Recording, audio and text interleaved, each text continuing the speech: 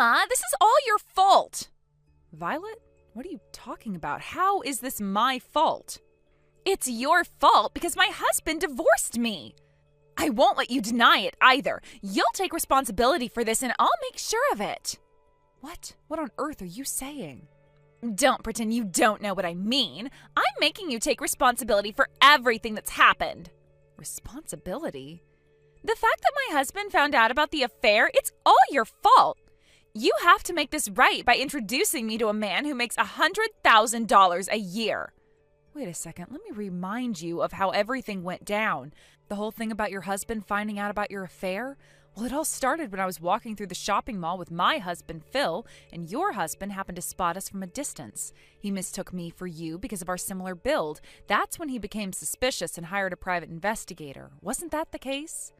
Yes, that's right. It wasn't even a close encounter.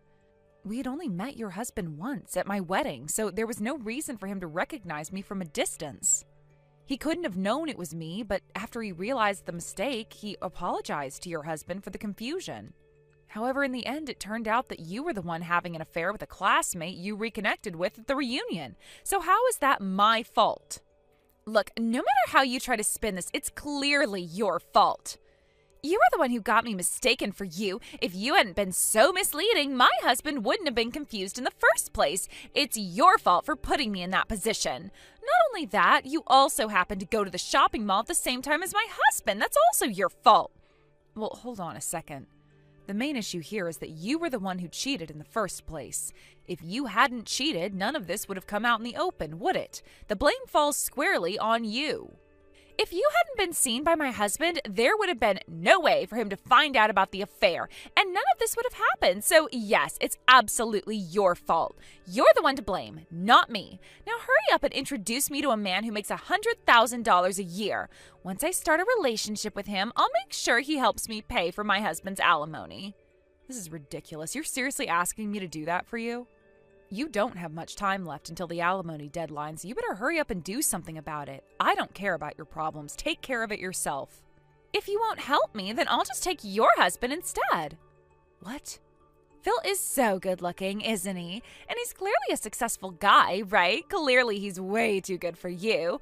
I'll take him off your hands. You really don't understand anything, do you? Why don't you just get a job and work to pay for things yourself? It's clear you're too stubborn to let a man take care of you. How pathetic. Oh, I see. Violet, you're just impossible. I've had enough of this. What do you mean? Well, I've got some things going on in my life too, you know. I can't afford to waste any more time dealing with you right now. For my own mental health, I've decided that I need to distance myself from you more than ever. I'm sorry, but I can't deal with you anymore. Goodbye.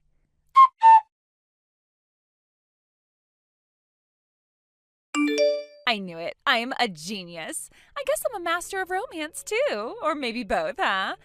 Hey, Emma. You know Phil? Well, he's mine now. Right now, we're at a hotel with a name that starts with R, getting all cozy. What? What's going on here? Wait, what are you even doing? I'm telling you, I took Phil for myself. So you better hurry up and get a divorce and hand over Phil to me. Fine, I'll give you Phil. Huh? Are you really going to give him to me? Well, I'm not really in a position to say that anymore. Huh? Oh, I see. That's a declaration of defeat toward me, huh? If you want to take it that way, go ahead. Honestly, I don't even care anymore. But I do have one question for you. What is it? Why did you target Phil? I can't imagine you'd go after him just because he's good looking. That part's really strange. Well, it's because you never introduced me to a guy with an annual income of $100,000, no matter how long I waited. So to make you fulfill that responsibility, I decided to take Phil, who's a handsome guy earning $150,000 a year. Huh? Phil makes $150,000 a year? That's amazing, right? He works for a big company, Company A, and became a manager at 29, right? With that kind of status, he's perfect to be my new husband. Phil's actually unemployed. What? Actually, I'm the one working at Company A, and I became a manager at 29 too. What about the $150,000 a year? Well, that $150,000 was probably the household income from about 2 years ago when Phil was still working and his father was still employed.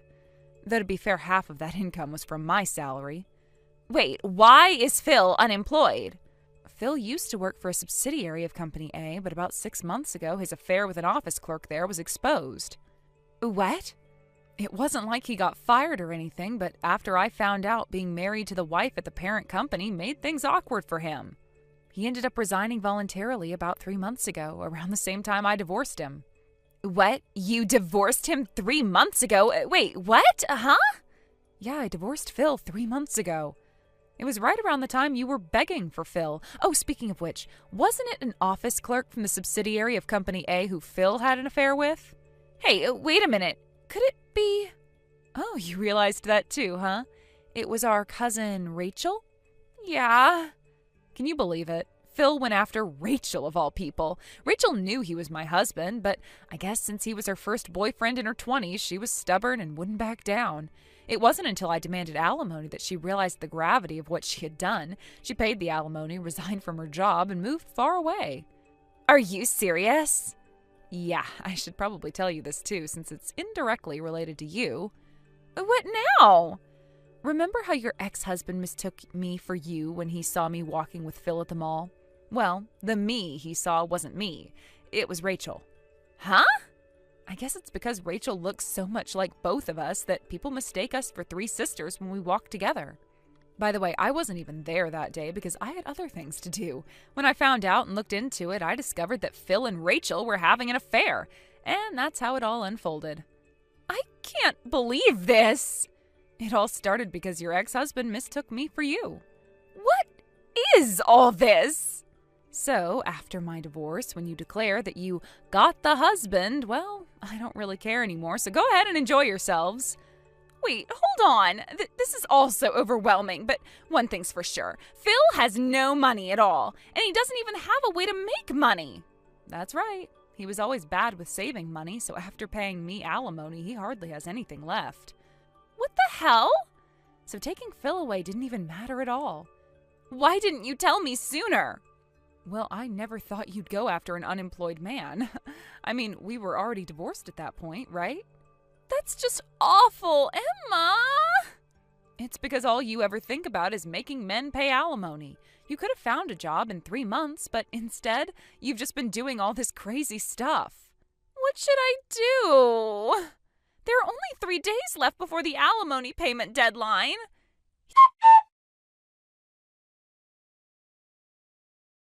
He went and abandoned me! That's a misunderstanding. Huh? Well, whatever. It seems like that's not the main topic anyway. By the way, wasn't today the deadline for the alimony payment? Could it be that's what you're talking about?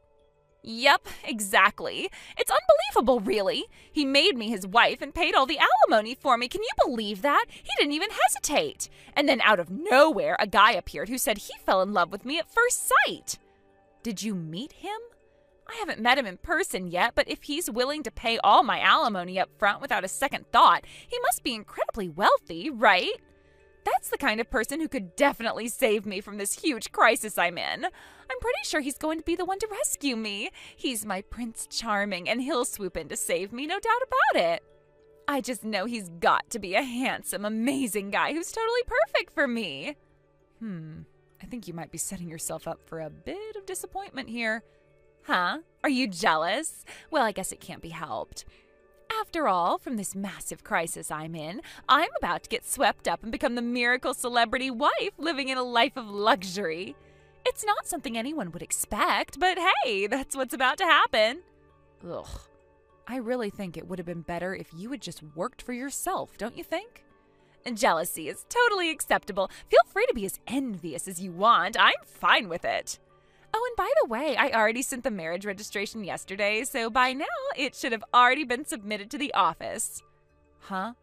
And right now I'm on my way to my future husband's mansion to move in. Can you believe it? I'm about to become a celebrity wife. I'm about to be born anew, living a life of wealth and privilege. This is it, my new beginning. I don't want to hear any complaints if things end up going wrong, though.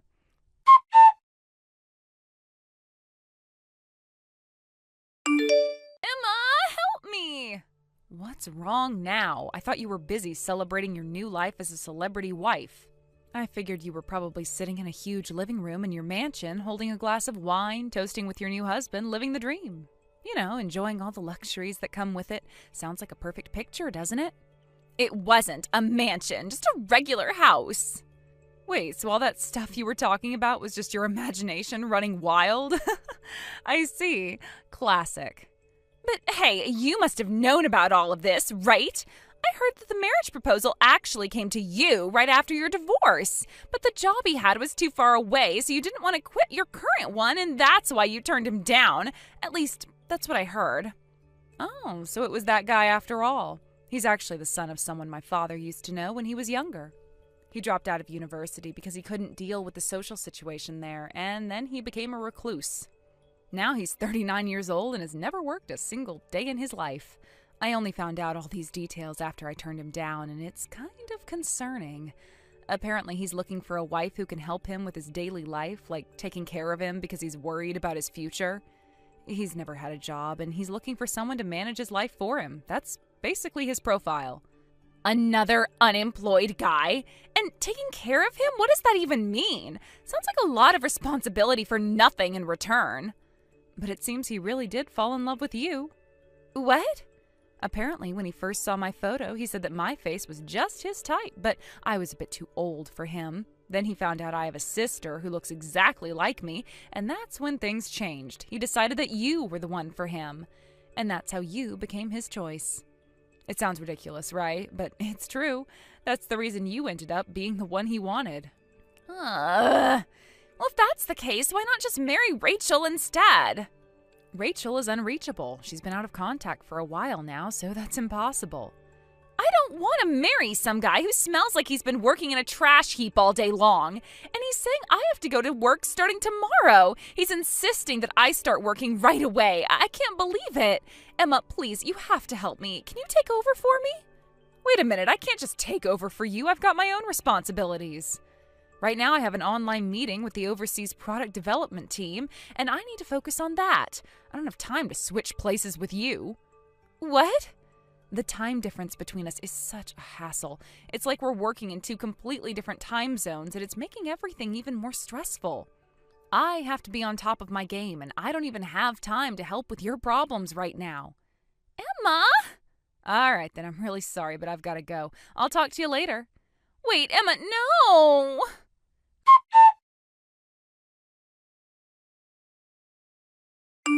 My parents divorced several years ago, and they each live in separate places now. While we still maintain basic contact, the family is essentially scattered, and the situation has created a sense of distance between us. It's not that we don't care about one another, but we've become so detached over the years that it's as if we're leading separate lives now.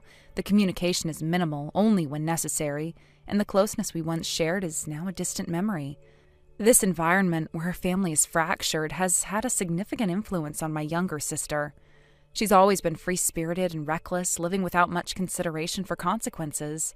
To put it in a positive light, you might say she's a woman of many loves, someone who's always seeking excitement and new experiences. That's the kind of person she is, always chasing after the thrill of something new. But the reality, as most people would see it, is much darker and far more cynical. In truth, she's a woman who delights in stealing other people's partners. Her idea of love isn't one of deep connection or mutual respect. It's more about the conquest, the thrill of taking someone away from their spouse or significant other. She doesn't seem to care about the harm she causes, nor does she seem to understand the emotional damage her actions leave behind. For her, it's all about what she can get in the moment, with no regard for the consequences that might follow. She's the kind of person who enjoys drama, attention, and the chaos that comes from breaking apart other people's relationships. And this behavior eventually led her to a man who, in a way, mirrors her own dysfunctional view of relationships. She ended up with a 39-year-old man who's a shut-in, someone who is completely withdrawn from society and refuses to engage in any meaningful way with the world. He's a hikikomori, a man who has chosen to stay indoors, cut off from social life, and remains entirely dependent on others for his care and survival. It's a strange match, given how she's always sought excitement and passion, but for some reason this relationship seemed to hold her attention for a time. However, this choice has created a complicated web of emotions and obligations for my sister. She wants to escape. She wants to leave him behind and return to a life where she isn't tied down by this man who has nothing to offer. She regrets ever getting involved with him, and now she's trapped in a relationship she never wanted to begin with. But despite her wishes to leave him, there is a complication: our father. Our father sees this man, her husband, as someone of value. To him, the man was not just any random person, but the son of someone he considers a benefactor, a person who helped him in the past and whose debt he feels obligated to repay. As a result, even though my sister wants out of this relationship, my father has made it clear that he cannot allow the divorce to happen easily. There's too much history involved, too much debt that is yet to be settled in his eyes. It's frustrating for my sister. She feels like she has no escape, no way out of this marriage that she never truly wanted. My father's insistence on protecting the image of this man as a family ally means that my sister has been forced to stay in this toxic relationship. Even though it's causing her misery, it's like she's been trapped in a cage and there's no way to break free, no matter how much she wants to run away. And to make matters worse, the situation has become one of surveillance and control. My sister feels like she's being watched every moment of the day. Every move she makes, every decision she attempts to make, is scrutinized by both our father and her husband. There's no privacy, no space for her to be her own person. She's forced to take care of him and cater to his needs as though she were his servant, not his wife. From the smallest tasks to the biggest responsibilities, she's expected to do it all. And if she falters, there's punishment in the form of guilt, blame, and pressure. My sister has become a caretaker in a relationship where she should have been able to live freely, but instead she's trapped in a role she never agreed to. There's no relief for her, no reprieve from the constant demands of the people around her, and even when she tries to distance herself or take a moment to breathe, she's always pulled back in, forced to comply with expectations that don't allow for her own happiness. The pressure is overwhelming and it's breaking her down piece by piece. Then one day, a bombshell announcement came out of nowhere. My sister was pregnant. I was shocked when I heard the news. It was completely unexpected, and to be honest, it felt almost surreal. The timing couldn't have been worse, and the situation surrounding the pregnancy only made things more complicated. With everything going on between her and her husband, the last thing anyone expected was for a new life to enter the picture. Her pregnancy felt like a cruel twist of fate. It was as if the universe had decided to throw one more challenge her way, just when she thought she couldn't handle any more. For someone like her, who has never been ready to fully commit to a relationship, let alone raise a child, this news hits hard. It wasn't a joyous occasion. It was a moment of added pressure, a reminder of the responsibilities she would have to face in the near future. As I processed the news, I couldn't help but feel a mixture of emotions. On one hand, I knew how much my sister had struggled to find her place in the world, and I felt sorry that she was now going to be tied to a man she didn't love, carrying the weight of his responsibilities as well as her own. On the other hand, I couldn't deny that the pregnancy changed everything, that it was a pivotal moment in her life that would force her to confront her situation head-on, whether she was ready or not. As strange as it may sound, I couldn't help but think that this news, despite its shock, was almost like an eerie premonition. It felt like the kind of story you'd hear around the time of Halloween, the season when people tell ghost stories and reflect on the dead. It was an unsettling feeling, as though we were standing on the edge of something we couldn't control. The supernatural undertones of the situation made it seem as if we were caught in the midst of a tale that would end in something far darker than any of us could have predicted. This pregnancy, unexpected as it was, might just be the catalyst for a series of events that would change everything for my sister. Whether she would be able to escape her marriage, regain control of her life, or face the consequences of her actions remained to be seen. But one thing was clear: her life would never be the same again. Malcolm, do you have a moment to talk? You don't have to worry about this taking too long, because I can make this quick. Oh, it's you, Sammy. What's up? I wanted to talk to you during the reunion yesterday, but I didn't get the chance. I even tried to make an effort to walk up to you while you were pouring another drink, but you walked off the moment I came over. You mean when you took my phone and snooped around for my number? April told me all about it. What? I didn't exactly take your phone. Oh, that's a bit much, don't you think? But yes, I admit it. I did look at your number without asking. I'm sorry for that. It just caught me off guard that April, of all people, had exchanged numbers with you. That was really surprising to me. So, what do you want? After the way things ended between us, most people wouldn't think to reach out, especially not like this. I wanted to apologize for how I was back then. I know I was awful and I messed things up. Honestly, I was just a mess. Anyway, I need to tell you something. I just broke up with Seth earlier today. Seth? Oh, right, the guy you cheated on me with. I almost forgot his name. What does that have to do with me? Well, seeing you at the reunion yesterday brought back all these old feelings. It made me realize I couldn't stay with Seth anymore. I just couldn't. Okay, and? Oh, you're still as difficult as ever, aren't you? Can't you tell what I'm trying to say? Not really. Spell it out for me. Ugh, fine if I have to. What I'm trying to say is that I want us to get back together. What? What's with this us business? Why are you talking as if I feel the same way about you? Well, you're still single at 30, aren't you? Yeah, I am. So what? It's been 6 years since we broke up. 6 whole years. And in all that time, you haven't gotten married. Doesn't that mean you've been holding on to your feelings for me this whole time? That makes me so happy. How on earth did you come to that conclusion? It was obvious at the reunion. You kept looking at me. That's what I knew. It made me realize we're soulmates after all, meant to be together. What? By the way, you still live in that apartment, don't you? Why does it matter if I do? Because I'm on my way there right now. Wait, what? You're coming over? Now? Yes. I'm ready to reignite what we had. Just like old times, I'm going to dedicate a steamy, passionate night to you, starting tonight. Yeah, I don't think so. I'm good, thanks. Oh, stop being so shy. You don't have to hold back anymore. I'm not being shy. I'm serious. You're creeping me out. Please, stop. Huh? Even as a joke, that's pretty harsh, don't you think? It's not a joke. I'm dead serious. In fact, I'm getting married tomorrow. What? Oh, come on. Stop joking around. If you're living with someone, fine, but getting married now? That's ridiculous. Hey, listen to me. You're not taking this seriously, are you? What are you talking about? I'm saying I'm engaged to April. What? We're getting married at midnight tonight. Tomorrow's her birthday, so we decided to time our marriage registration to coincide with it. You're lying. That can't be true. April didn't say anything about this at the reunion. Why would she? Why wouldn't she? Do I really need to explain this to you? You bullied April in high school. You don't think she'd want to avoid bringing that up in front of you? What? I did not bully her. Oh, come on. Everyone knows about it. Back in high school, you wrecked her things, poured water on her head, and humiliated her.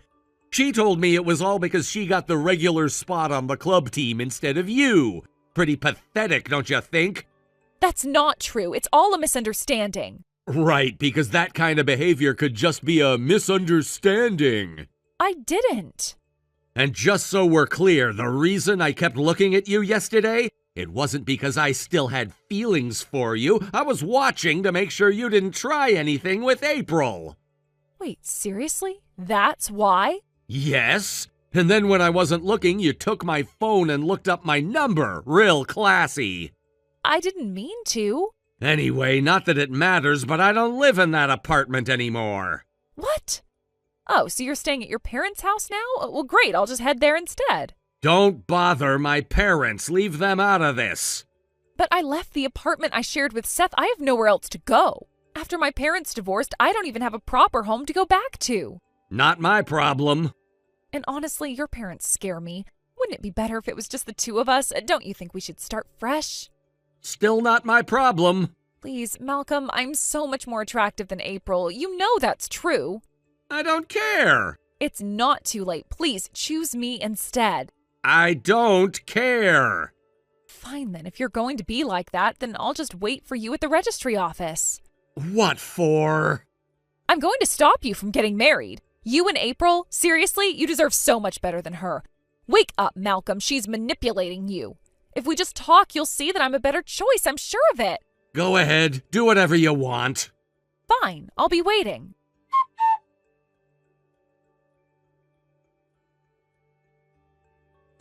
Malcolm, are you not here yet?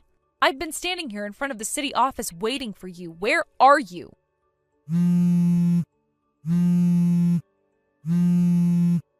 Hey, Malcolm, it's already been over an hour since the date changed, you know. Could it be that you're taking this time to talk to April and end things with her for me? If so, I'd be really happy. Can you stop being so annoying at this hour? We already submitted the marriage registration a while ago, and now I'm back home.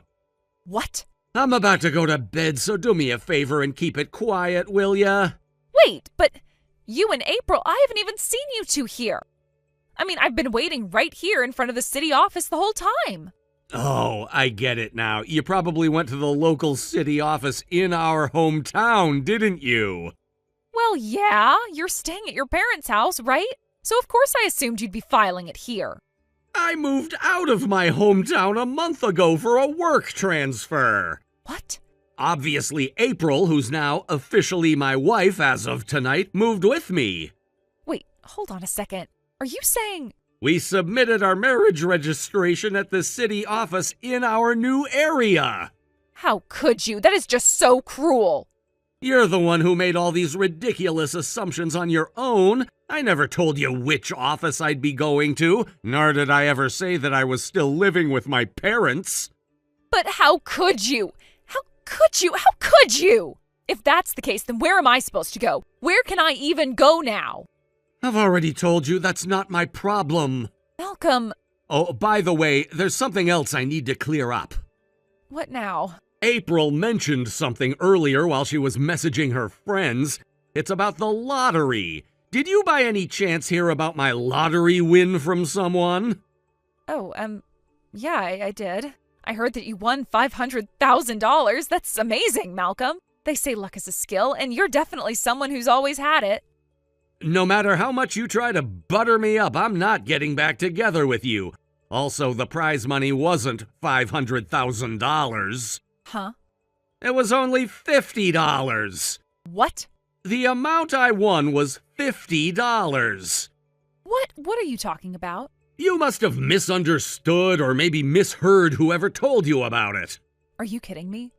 What the hell is that supposed to mean? $50 wouldn't even cover a trip to the spa.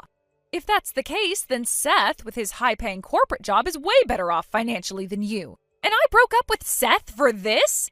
How are you going to take responsibility for what you've done to me, Malcolm? So it really was all about the money, wasn't it? Don't change the subject. You owe me compensation for everything.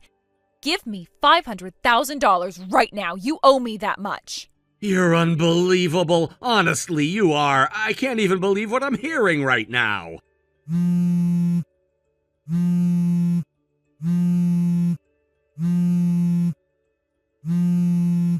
You're really something else. Wait, Malcolm, please just hear me out. Look, I was desperate, okay? I thought if you really did win $500,000, you'd come back to me. I mean, we were so good together once, weren't we? Good together? Are you even listening to yourself right now? You threw everything away when you decided I wasn't worth sticking around for. But you were so different back then. You weren't stable, you didn't have a career path. How was I supposed to know you'd turn everything around? And now you're with April. Exactly, and she's been with me through everything, even when times were tough. She didn't leave when things got hard. That's the difference between you two. But Malcolm, I've changed. I swear I have. I just didn't know how to handle things back then. If you give me another chance, I'll prove it to you. There's no chance. None. And after tonight, I hope it's clear to you why. Malcolm, please don't do this to me. I don't have anyone else. Seth is not going to take me back after what I did. I gave up everything for you, and now I have nothing. That's not my problem. You made your bed, now you get to lie in it. You are heartless, Malcolm. How could you just throw me away like this? I didn't throw you away. You walked away, and I'm not responsible for what you lost because of your own decisions.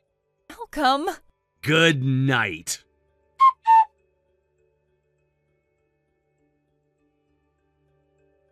Afterward, I heard some things from mutual friends in our hometown. From what they told me, it doesn't seem like Sammy has gotten back together with her ex, Seth. It's a bit of a relief, I suppose, but things aren't necessarily looking up for her either.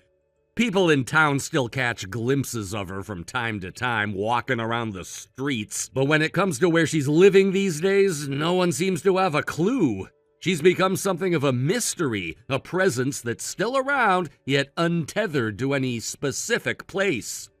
What's even stranger is how much her appearance has been changing. Whenever someone happens to see her, it's almost as if her outfits get more and more revealing with each passing day. I'm not exaggerating when I say she's taken on an entirely different vibe. flashy, borderline gaudy, and attracting all kinds of attention. The way she carries herself seems so distant from the Sammy I used to know. It's as though she's trying to reinvent herself entirely, shedding the person she was in an attempt to become something or someone new. And then there's this peculiar detail everyone keeps mentioning.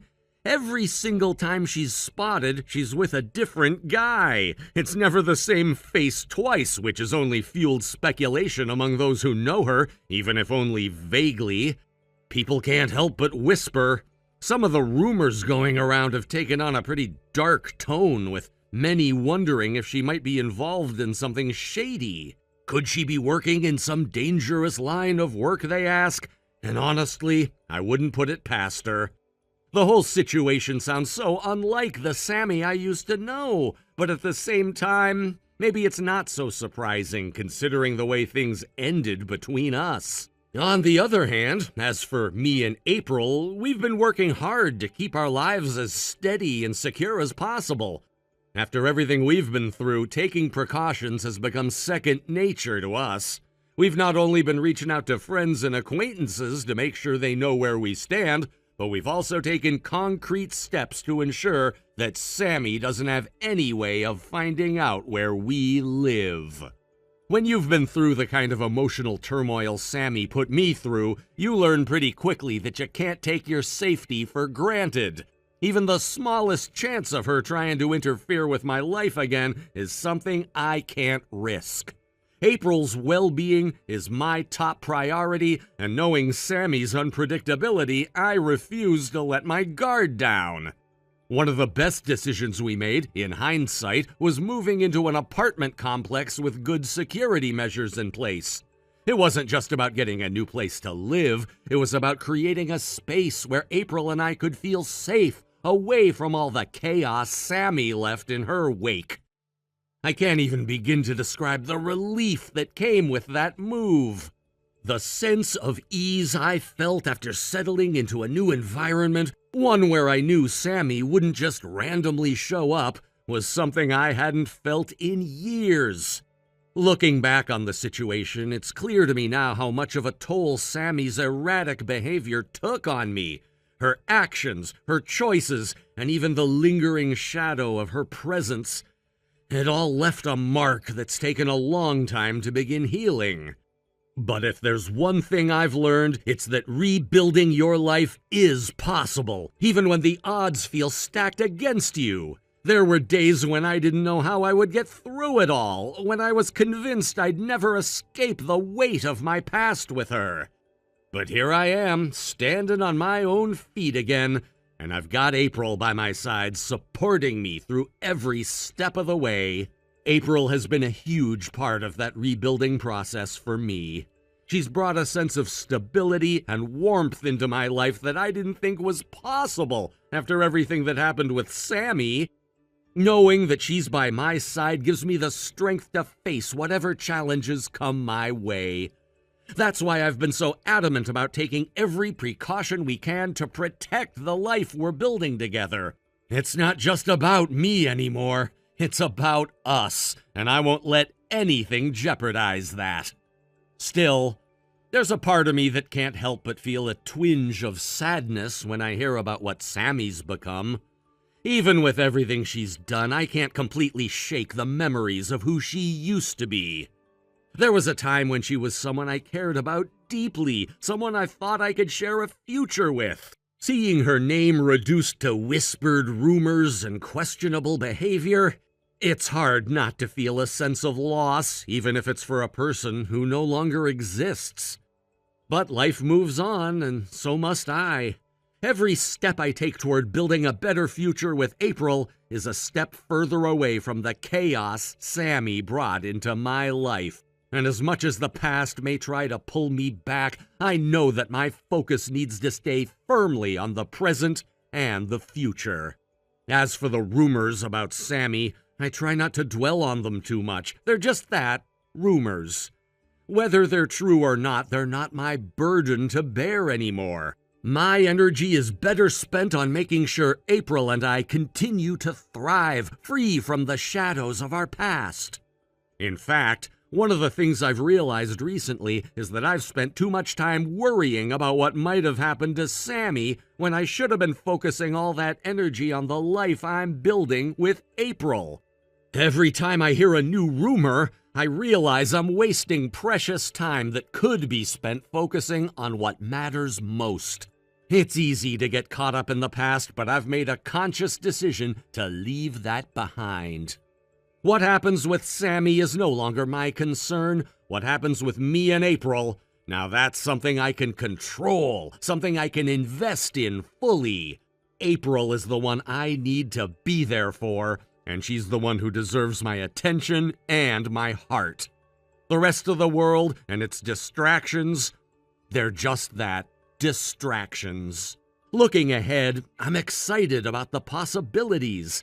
I know the road won't always be easy, and I'm sure there'll still be bumps along the way, but I also know that with April by my side, we'll get through whatever comes next. Sammy and her unpredictable behavior, that's a chapter I've closed, and I'm not turning back. I'm ready for the future, and it's bright, full of potential, and full of promise. There's nothing more I could ask for. Every day with April is a reminder that I'm finally living the life I was meant to live, free from the past and embracing everything that lies ahead. As we look forward to the future, I feel more confident than ever.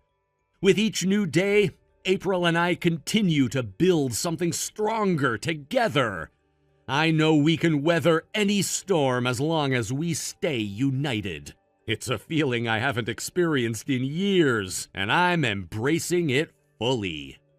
Thank you for watching and listening. We hope you enjoyed the video. Don't forget to like this video and subscribe. Also, feel free to leave a comment about what you thought of the story. We look forward to seeing you at the next story. Lacey, I heard something about you. Is it true you don't have real parents? What? I'm sorry, what exactly are you trying to say? At the family introduction meeting, you called yourself Jared's sister, didn't you? But the truth is you're adopted, right? You're not even blood related to him. What? Oh, well, it's true that I was adopted, but you're wrong about the rest. There's still a blood relationship between us. The couple who adopted me are actually my late biological father's older brother and his wife. In other words, Jared and I were cousins to begin with. Oh, cousins. Well, that's all well and good, but it doesn't change the fact that you've got someone else's blood running through your veins. At the end of the day, you're not a real sister. You never were, and you never will be. Excuse me, but what exactly are you trying to say here? This is your wedding day. It's supposed to be a joyous, peaceful occasion, so why would you make comments like this? Why would you go out of your way to stir up unnecessary trouble? You really don't get it, do you? I'm saying your very presence here is the problem. What? You being here, it's irritating. You get on my nerves, you always have. You're just someone who lucked out and got adopted by your rich uncle and aunt. You're only where you are because of that. Because of the connections you gained from them, you were handed the Chicago branch to manage, like it was some kind of gift. Meanwhile, Jared, who's their real child, is still stuck as a department manager. That's as far as he's gotten. Your parents died, everyone pitied you, and then you were spoiled. All that sympathy turned to opportunities for you, didn't it? But let's face it, that's all it is. The world felt bad for poor orphan Lacey, and that pity carried you to where you are now. But don't you think you're taking life way too lightly? You act as if everything just naturally belongs to you. People like you disgust me. You take advantage of your tragic circumstances to climb your way up in life. You exploit everyone's kindness and sympathy, sucking up the benefits like a parasite. You're not family. People like you don't deserve to call themselves family. You don't belong here. I don't want you at my wedding. I don't want someone like you celebrating this day with us. There is no seat for you at this table. You're not blood. You're just an outsider. Leave. What? You heard me. Get out. Leave the venue right now. And while we're at it, you should quit the company too. That position you have, you don't deserve it. It's not yours. And just so you know, I'll be talking to Jared and his parents about dissolving your adoption. It's only right after all. You're not one of us. Jared told me he had already explained my circumstances to you. He said he told you about my situation and the reasons I joined the company, but clearly that wasn't enough. If you're going to reject me so thoroughly, then I have nothing more to say. I have no intention of ruining your wedding day. I wouldn't want to disrupt this celebration any more than I already have, so fine, I'll leave. If that's what you want, I'll go. As for quitting the company or dissolving the adoption, those are separate matters. That's not something we can resolve here today, but for now, let's just say I'm feeling unwell and leaving the venue early. I'll make sure to say it was because of a sudden illness or poor health. I'll cover for you. But you should really watch what you say. Be careful with your words. There's no need for this to escalate further. Oh, whatever. Sure, fine. Do what you want. You're leaving is all that matters. Good. Then I'll go. Yeah, bye. Good riddance. Goodbye. Forever.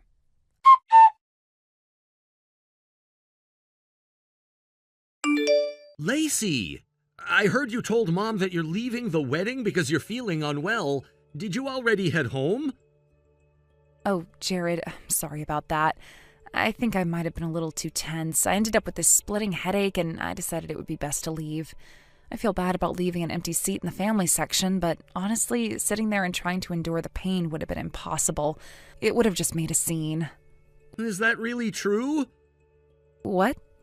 I'm asking if you're really not feeling well. I mean, are you really sick? Jared, what are you saying? Why are you looking at me like that? You're starting to scare me. Oh, sorry. I didn't mean to come across that way. I'm not trying to scare you. It's just, when Mom told me about you leaving, Shelby was there too. At the time, she said all the right things. She told us she was disappointed to hear you wouldn't be attending. But then right after that, when she turned her back on us, I caught a glimpse of her face in the mirror on the dressing table. Her face? Yeah, it looked weird. She had this faint smile on her face, almost like a smirk. It was subtle, but it didn't look right. It didn't look like someone who was genuinely disappointed. It looked off. Jared, are you sure you're not just imagining things? I wish I was, but it wasn't just me. Mom saw it too, so it wasn't just my imagination. I see. That's why I need you to tell me the truth. I don't care what it is, just be honest with me. To tell you the truth, this isn't the first time. At the family introduction meeting, there was another moment that bothered me. When you left the table after talking to Shelby, I happened to see her face. For just a split second, she looked like she was biting into something bitter. Her expression twisted just for a moment. I thought I was imagining it back then, but now... Jared... If you're really feeling unwell, then that's one thing, but if you're not... I see. I didn't want to ruin your special day, Jared. That's the only reason I kept quiet. But since you're asking, there's no point in hiding it anymore. What do you mean? I'll send you the message history I had with Shelby earlier. Take a look at it and decide for yourself. Understood. Send it to me right away.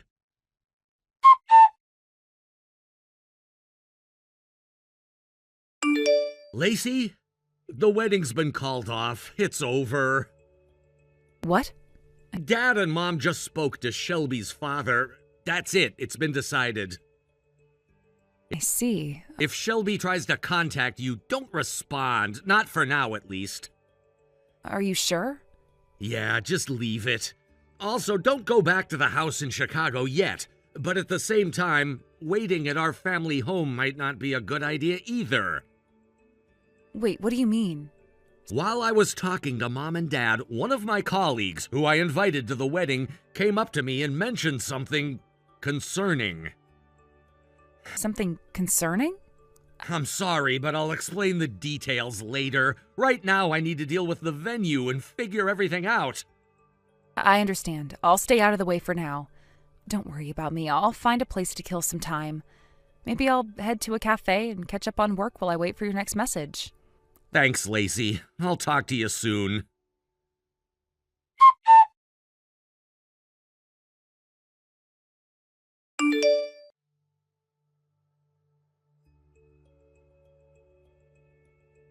Lacey, what the hell did you say to Jared? The wedding just got called off out of nowhere.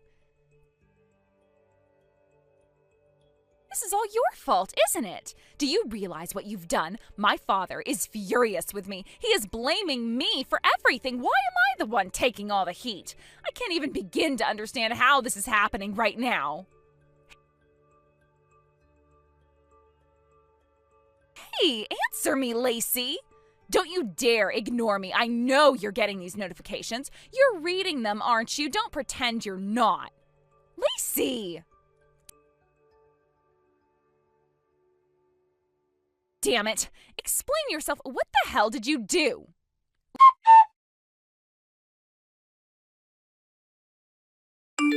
Shelby, 300 missed calls to Lacey throughout the night? That is absolutely insane! You need to stop this right now! What? I was just thinking that Lacey, who caused our engagement to fall apart, should be held responsible for it. She has to face the consequences of what she did. Lacey is not to blame, Shelby. In fact, I'm actually somewhat grateful to her, because if it weren't for her, I might not have realized how you really feel. It's actually a good thing, believe it or not. What? You're grateful to her? How can you say that? She's the reason everything's falling apart between us. And on top of that, I am also incredibly disappointed in you. You didn't even bother to listen to the important things I've been trying to say. You've been completely ignoring what I needed to share with you. What? Important things? What are you talking about? You're saying I ignored something important? I don't even know what you're talking about. You didn't realize this before because your last name changed after your parents got divorced, but I found out that the part-time office worker Rachel over at the Chicago branch is actually your biological mother. What? Wait, what? Rachel is my biological mother? You're saying that Rachel, who works as a part-timer in the office at the Chicago branch, is my real mother? Yes, that's right. I found out through a colleague who overheard some drunken gossip at a party. It seems your mother has been working under Lacey, who is the branch manager at Chicago. So tell me, how long have you known about this, and why didn't you tell me? Well, it's just that my mom said Lacey was being sneaky. She was acting in a way that didn't sit well with her, and she made me think that there was something fishy going on. Sneaky? What are you talking about? How is Lacey being sneaky? You're really not making any sense here. My mom's been really upset ever since Lacey took over the Chicago branch. She says Lacey's still too young and that she only got the position because she's been coddled and favored too much. Apparently, my mom thinks Lacey doesn't deserve to be the boss, especially at such a young age. She's worried about how the company will fare under her leadership. So she thought that as the future wife of the next president, I should convince you, the future president of the company, to demote Lacey. My mom wanted me to tell you that it would be better to take action to get rid of Lacey before things go too far. Wait a second. You think I'm going to be the president? Who told you that? Huh? But you're the son of the current president, aren't you? I just assumed that since your father is the current president of the company, you'd eventually take over. It's obvious, right? Well, Shelby, that's not exactly the situation. The company was originally founded by Lacey's father, my uncle, back when the company first got started. But he and his wife tragically passed away in a car accident when the company was only in its 7th year. After their death, my father, who had experience in the same industry, stepped in and became the 2nd president of the company. Now, my father has made it clear that if Lacey is serious about continuing the family legacy, and if she truly has the talent for business, he'd love for her to take over as the 3rd president of the company. Wait, what? Lacey's father was the one who started the company? I never knew that. That's completely new information to me. Yes, that's right. Lacey has been involved with the company for a long time now. From her college years, she started working part-time to help out. Over time, she became more and more skilled, and by the time she graduated, she had already earned the trust of the employees. That's why, when we decided to expand into Chicago 3 years ago, my father chose Lacey to be the branch manager. Is that true? But my mom never mentioned anything about this. Why would she keep all this information from me? Well, that's the thing. I heard that your mother was hired as a part-timer about a year ago, and that's when she found out that I was your boyfriend. But she had no idea about the bigger picture, the full context of Lacey's role at the company. Oh, I see. So you're saying my mom only knew part of the story and misunderstood everything? She just jumped to conclusions without understanding the full picture? Exactly. That's why she started making all these assumptions and telling you things that weren't true. It seems like she only heard bits and pieces of the situation and formed a biased opinion based on that. I'm starting to realize now that everything she said to you was based on incomplete information, and because of that, she passed along a very distorted view of things to you. That's just ridiculous. So you're saying it's all my mom's fault?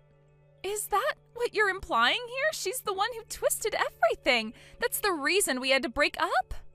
No, Shelby, that's not what I'm saying. What I'm trying to point out is that you didn't take the time to listen to both sides of the story before jumping to conclusions. You've been so quick to believe everything your mom told you without ever considering the possibility that there might be another side to the situation. That's where things went wrong. But I was just trying to trust what my mom said. How could I know any better? She's my mom. Why wouldn't I believe her? But that's the problem, Shelby. You only heard her side of things, and you didn't even consider coming to me for clarification. It would have been much better if you had come to me or even my parents to ask for our side of the story, but you didn't. Instead, you made assumptions and jumped to conclusions without any real understanding of what was going on. I didn't realize that I was making such a big mistake. I thought I was just doing the right thing by trusting my mom. But I see now that I didn't really think things through, and that's why this whole situation escalated the way it did. Yes, and that's why I'm so disappointed in you. You've been so quick to judge and act on partial information, and now look at what's happened. We're on the verge of ending everything because of it. But I never wanted any of this to happen. I didn't want to hurt you, Jared. I was just trying to do what I thought was right. I know you probably didn't intend for things to get this bad, but the truth is you never gave me a chance to explain anything. If you had, I could have cleared up everything and we could have avoided all of this. But now it's too late. The trust is gone. Jared, please. I really didn't mean for this to happen. Please, can we just talk about this more? Let's fix this together. Shelby, I don't think there's anything left to fix. The damage has already been done. I've made up my mind. We'll handle everything through lawyers from now on.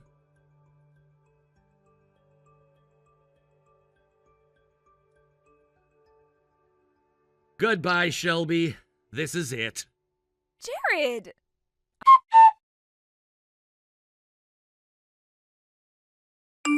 I returned to Chicago and got back to my routine of calmly going about my work. But the situation around me was far from ordinary. First, Jacob, who had been caught as Shelby's biological mother's office associate, was absent without leave for a prolonged period and was eventually fired. Meanwhile, my brother was in the midst of discussions about breaking off his engagement. Shelby was quite stubborn and wasn't willing to listen, which delayed the resolution of the matter. It ended up taking 3 whole months to reach an agreement. In the end, my brother and Shelby decided that they would split the costs of the wedding that my brother had initially been paying in full. As for the cancellation fees for their honeymoon, Shelby would be the one to cover them. In a small but significant twist, my brother also ended up receiving a modest amount of compensation as part of the settlement. A little while after that, Shelby found herself deeply in debt and paid off all her outstanding amounts. She then unexpectedly showed up at her mother's place in Chicago for reasons that were unclear. To everyone's surprise, they ended up living together. The strange part was that they were both unemployed, and for 2 months they couldn't come to an agreement on who would be the one to get a job first. The situation became so contentious that eventually they were both kicked out of their apartment. Since then, I've lost track of what happened to them. The last I heard, I didn't know where they were or what they were doing. The entire series of events was a whirlwind, and everything unfolded so quickly, it felt like it was impossible to catch up. Shelby, once so determined and independent, ended up in a situation where her plans crumbled and left her with nowhere to turn.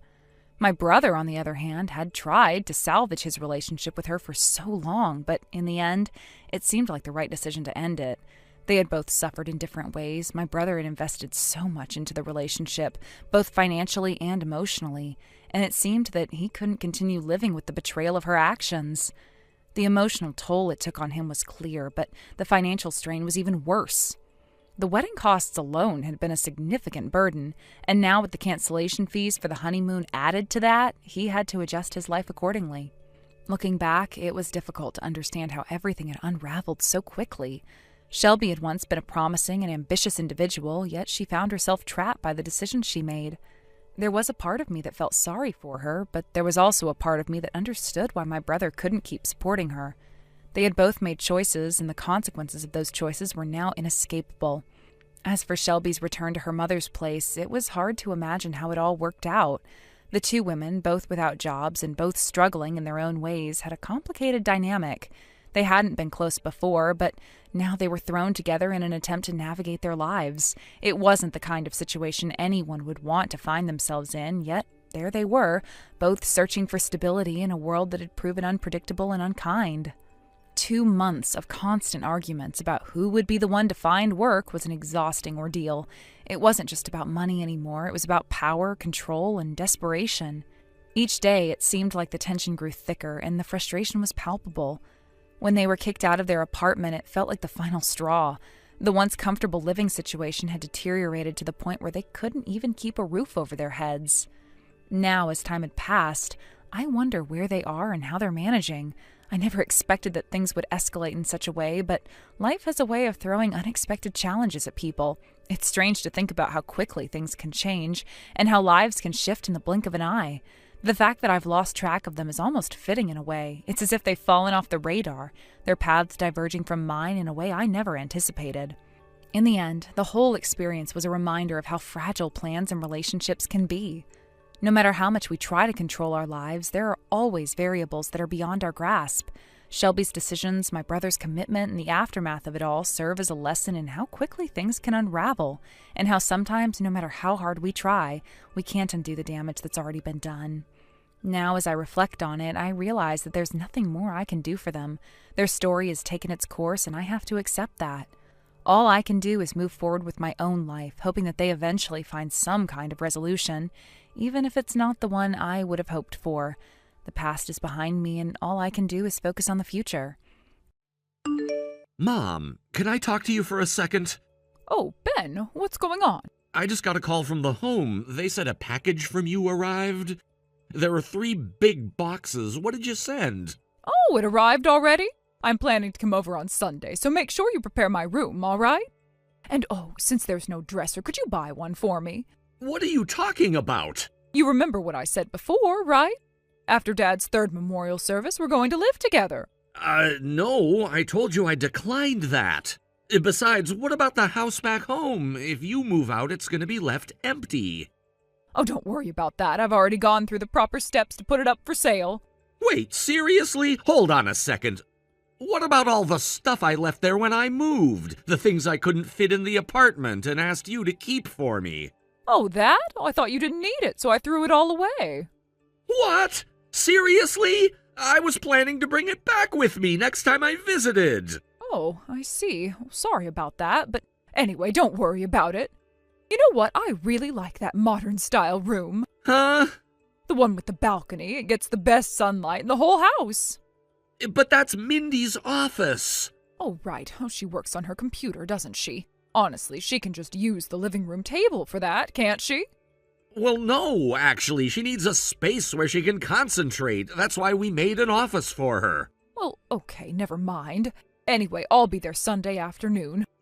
So please make sure you help me unpack my things when I arrive. Wait, hold on a second. I didn't say I was okay with this.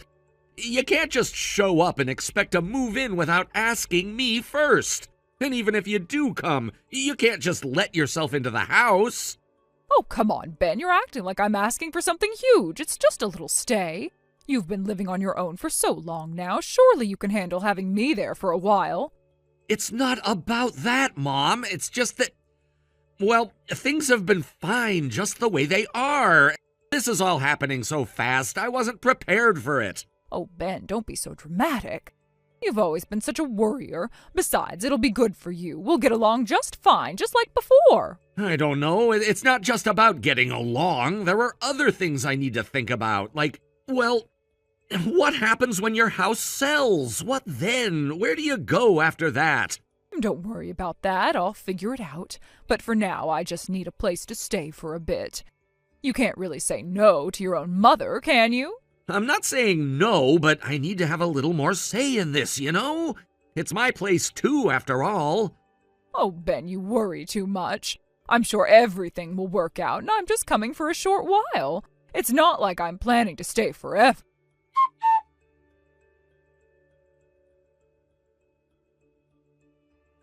Ben, I'm at the station. Oh, you're there already? And, now that I think about it, usually I'm driven to your house by someone, so I don't really know the way from the station. I got distracted and forgot about that. Could you come and pick me up? Wait, you're at the station? Let me check. Is this the map website you're using? You know how to read a map, right? I'm not taking the car out today, but it's only a 10-minute walk for me, so it's not a big deal. Oh, I see. Well, I guess it's fine then. It can't be helped. I know it's a little bit of an inconvenience for you, but it's not like I'm asking for too much. Besides, I'm getting older, and it's not always easy to find help. You're my son, so I'm sure you'll understand. Yeah, I get it. I don't know what I expected, but this feels like a lot all at once. I know, but it'll be fine. Don't stress yourself out too much. We'll work it out together.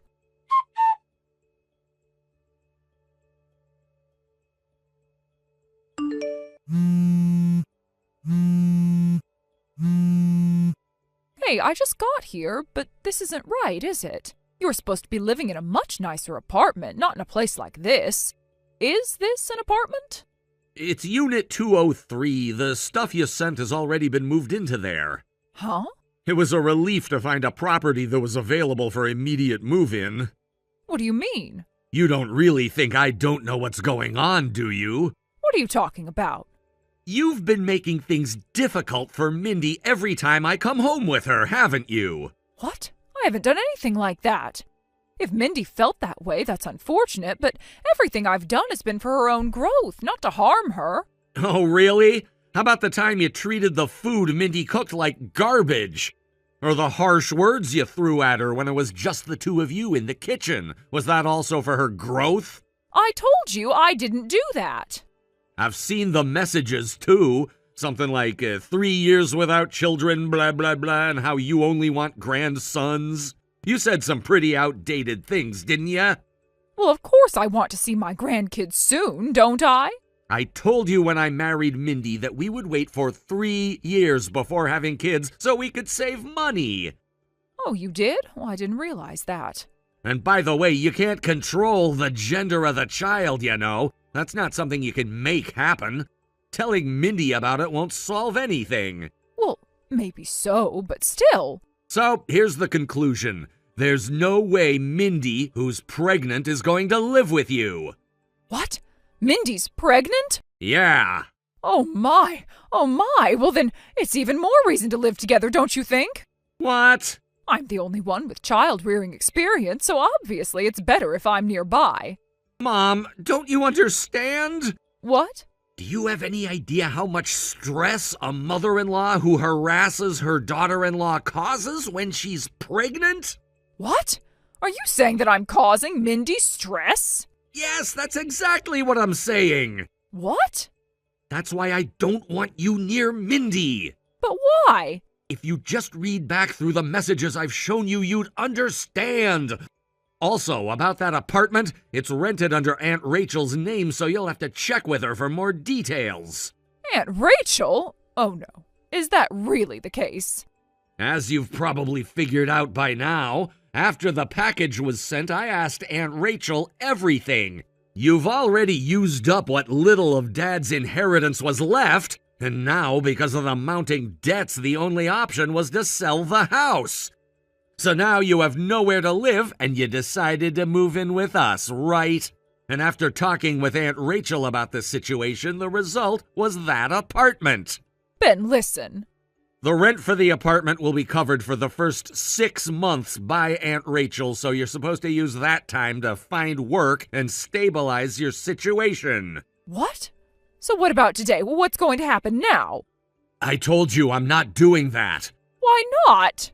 It's to avoid the stress caused by your treatment of Mindy, and the financial strain of living with you would wreck our household budget. That's why.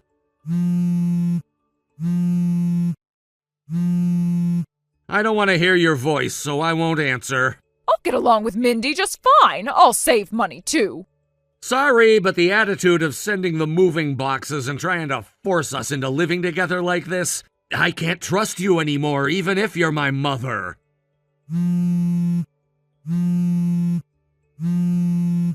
Hey, what's Mindy saying about this? Her parents live far away, right? Doesn't she need someone nearby to help with the pregnancy? I'm sure I could be useful. Mindy's relatives are here too, you know. Huh? There are people in her family who raised their kids well, and I've been getting advice from them. By the way, I don't want to hear any advice from someone who used my education savings without asking. What? Why would you say that? Dad explained everything to me when it happened. But you still had enough money for your education, didn't you? No, it wasn't enough. Aunt Rachel helped make up the difference. If she hadn't, I wouldn't have been able to go to high school.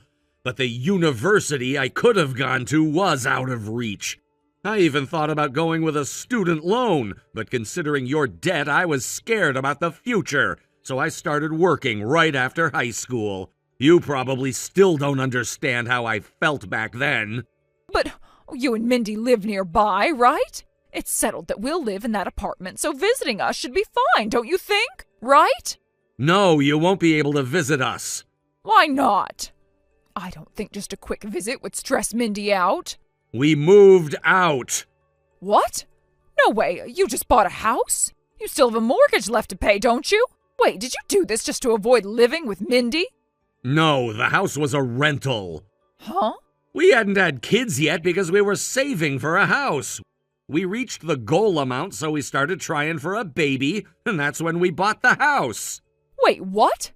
But the stuff I sent to the apartment, it arrived, right? Doesn't that mean you haven't moved out yet? There were some circumstances, so we just kept the apartment for now. That day, Mindy was actually going to check the final details of the house. What? I really think I made the right call not telling you about the move yet. That's horrible! After everything we've discussed, how can you still say such things? But hey, I'm your mother, right? Honestly, I'm just so tired. Huh? Ben? Dad often sighed too, but do you realize how much was sacrificed because of your selfishness? I'm done being dragged into that anymore. But abandoning your mother is being ungrateful. You wouldn't do that, would you? We're family, just you and me, remember?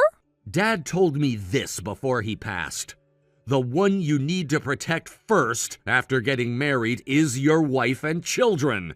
If your mother's actions get out of hand, you have to be prepared to sever ties. And that's what I'm doing. Also, Dad apologized to me for not being able to make the decision to divorce you earlier and how it limited my future opportunities.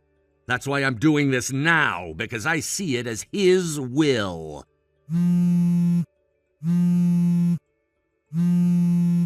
Aunt Rachel should be arriving soon, by the way. What? No, stop! I don't like Aunt Rachel. Ben, can you at least stay with me for a while? Well, goodbye. Ben,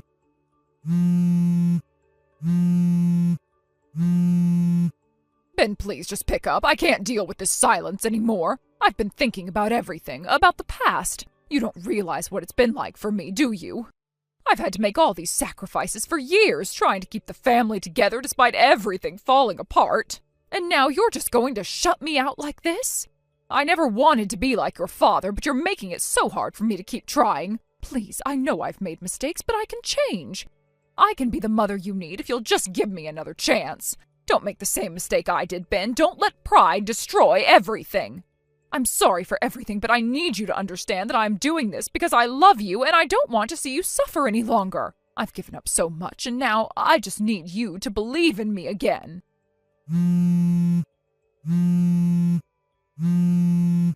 Ben, please, I need you to understand. I've done everything for this family, but you won't even give me a chance to explain.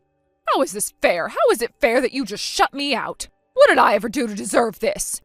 You're my son. We've been through so much now, and now you just want to throw it all away? You're acting like I'm the villain here. You think I don't realize how hard things have been? You think I don't see how much you've had to struggle? I have been there. I've been there through so much more than you realize, but I never let it affect you. You never had to see me struggle because I made sure you didn't. But you can't even listen to me. You've completely turned your back on me. And now you're pushing me out of your life for good, and you don't even realize how much that hurts. You think Mindy is the only one who needs help right now? What about me? Do you really think that I'm just fine with everything falling apart? Do you really think I'm okay with being left all alone? Ben, I've never asked you for anything. Not really. I've always tried to handle things on my own, but now you won't even listen to me. I don't know what to do anymore. You think I'm the one who made things difficult for Mindy? You think I'm the one who caused all the problems? You don't know the half of it, Ben. I've been trying to make things right, but every time I reach out, you push me away. And now you've cut me off completely. Do you know what it's like to be this alone? Do you know what it's like to have no one to turn to? You think it's easy for me? You think I wanted any of this? You think I wanted things to go this way? Ben, you're my only family. I have done everything for you, but now you're treating me like a stranger. Why can't you see that I'm just trying to make things better? Why can't you see that I'm trying to fix the mistakes I've made? I'm not perfect, but I'm not a monster either. You've got to understand, Ben, I did what I thought was best, even if it wasn't always the right choice. I never wanted to hurt you, but somehow I've ended up doing just that. And it breaks my heart that you can't see it. I know you're upset with me, I know you're angry, but this silence, this coldness, it's more than I can take. I've been alone for so long, and I don't want to lose you too. Just shut up already! You're blocked!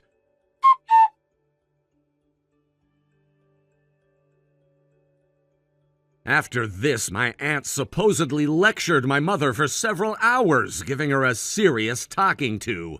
During this conversation, my aunt also told my mother that she needed to start looking for a job.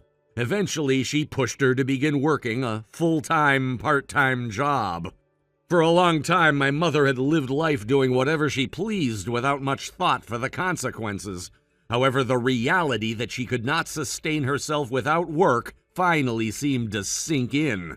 From what I gather, she's now been going to work with a sense of seriousness, getting up every day and commuting to her job as expected. For a long time, my mother had always believed that her children would never abandon her. She must have held on to that thought for years, perhaps even without realizing how unrealistic it had become. In her eyes, I, her only son, would always be there for her, no matter what. That belief, however, was shattered when I made the difficult decision to cut ties with her. I'm sure it was a massive shock to her, one that she probably never saw coming. It's strange, but sometimes people can live in their own little world, assuming that everything will always go their way, only to have that world suddenly crumble.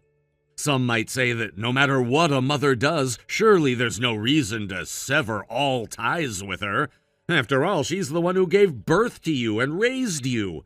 Many people might feel that blood ties should be unbreakable no matter the circumstances. But in my case, that just wasn't the reality I had to face. And yet, despite everything that happened, I don't regret it, not even for a second. I understand that some people might find it difficult to comprehend how I could cut off my relationship with my own mother. It's something that goes against many people's expectations of how family should be. The idea of completely severing ties with a parent seems extreme to many, but the truth is, there comes a time when enough is enough. After years of enduring her behavior, I had to protect myself and my own family from her negativity and manipulations. Sometimes the hardest choices we make are the ones that bring the most peace in the long run. The choice to distance myself wasn't easy, especially given how close my mother and I had been in the past. But as I grew older and started a family of my own, my priorities changed. I realized that I had to take responsibility for my own life, for my own actions, and for the well-being of my wife and children. I couldn't allow myself to be constantly dragged down by my mother's actions, her inability to understand or respect boundaries, and her refusal to take responsibility for her own life. At first, it was hard. There were moments when I questioned whether I was doing the right thing. Would she ever come to understand why I had done what I did? Would she ever change her ways? Would I ever be able to forgive her? These questions lingered in my mind, but in the end, I had to remind myself that my own family's peace and happiness came first. I couldn't keep allowing her toxic behavior to affect us. Now, I've made it clear that my role as a husband and a father is my top priority. I will continue to do everything in my power to provide for my family, to protect them from harm, and to ensure that they have a better future than I had growing up. My family means everything to me, and I will do whatever it takes to keep them safe and happy. That's what being a father and a husband is all about. It's been a tough journey, but I know I'm on the right path. My mother might not understand it now, and maybe she never will. But I don't need her approval to live my life the way I see fit. I've made the choices I needed to make, and now it's time to focus on the future and the people who matter most to me. While some may look at my decision and judge me for it, I don't care anymore. I've learned that the only opinion that truly matters is my own. I know what's best for me, for my wife, and for our children. I will continue to walk this path, not looking back, but looking forward to a future where I can protect the people I love and make sure that they never have to go through what I went through. And no matter how difficult it gets, I'll face it head on, because that's what I've promised to do. As a husband and father, I have a responsibility to my family. I will fulfill that role with everything I've got, and I will never regret it. Even if my mother never understands why I had to do what I did, I know deep down that I made the right choice, and that's what matters the most. I will stand by my decisions and keep moving forward, knowing that I'm doing the best I can for the people who matter most to me. And in the end, that's all anyone can ask for. Thank you for watching and listening. We hope you enjoyed the video. Don't forget to like this video and subscribe. Also, feel free to leave a comment about what you thought of the story. We look forward to seeing you at the next story. Thank you for watching. Please subscribe and hit the like button. See you next time.